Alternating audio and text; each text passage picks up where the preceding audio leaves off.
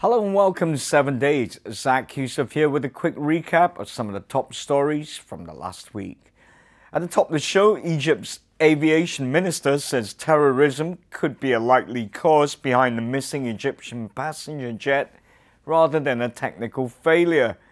The EgyptAir passenger jet, an Airbus A320, was traveling from Paris to Cairo at an altitude of 37,000 feet when it vanished from radar shortly after entering Egyptian airspace on Thursday. Carrying 66 passengers, including one child and two infants, and 10 crew members, the plane then plunged into the Mediterranean Sea. 30 of the passengers were Egyptian, 15 of them French, and the remainder including people from Chad, Sudan, and Algeria. Objects, including two life jackets as well as pieces of plastic, were found in the sea 370 kilometers south of Crete after the plane went missing. But EgyptAir Vice President Ahmed Adel said that the debris was not from flight MS-804, retracting an earlier statement. Now, there has been no warning from the crew that anything was wrong on the plane, and Greek aviation officials said that the plane made two sharp turns before plunging into the sea. The plane crash has fueled concerns that terrorists have struck yet again. Up next, controversial U.S. Republican presidential candidate Donald Trump seems to have made up his mind that the missing Egyptian passenger jet was down to the work of terrorists. Speaking to Republican authorities on Thursday at a fundraiser in New Jersey for Governor Chris Christie, Trump said that the EgyptAir plane that disappeared over the Mediterranean was blown out of the sky hours before he said it looked like an act of terrorism. What just happened about 12 hours ago? A plane got blown out of the sky. And if anybody thinks it wasn't blown out of the sky, you're 100% wrong, folks, okay? You're 100% wrong. Egypt and France, well, they beg to differ though, saying it was too soon to say what caused Airbus A320 to come down on its way from Paris to Cairo. Trump also criticized Democratic rival Hillary Clinton's reaction to the incident. Moving along, Russian President Vladimir Putin welcomed the leaders of ASEAN countries to a summit held in the Black Sea resort of Sochi on Thursday.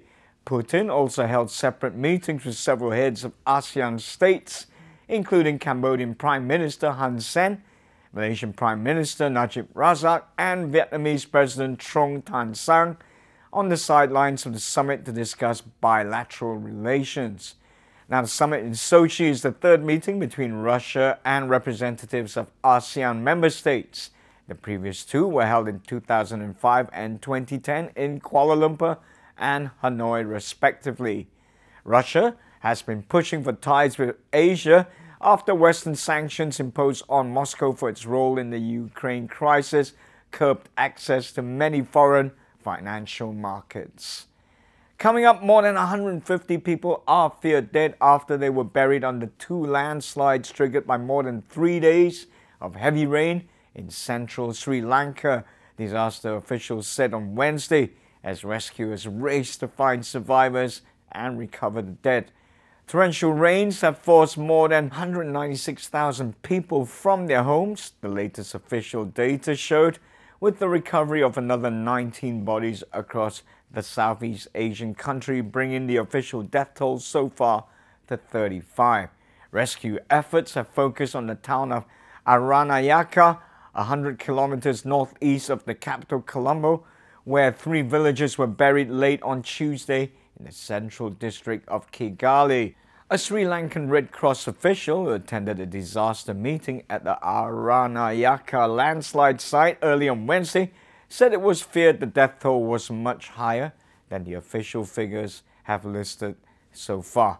And finally, the United States have returned a rare copy of a letter written by Christopher Columbus back in 1493 to describe his discovery of the Americas to Italy after it was stolen and replaced with a forgery.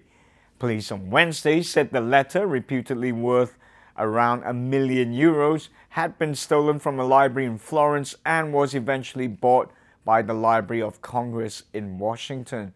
Columbus, an Italian explorer whose voyage across the Atlantic in 1492 relied on the then unproven theory that the world was round, wrote the letter to his financial backers, Spain's King Ferdinand and Queen Isabella.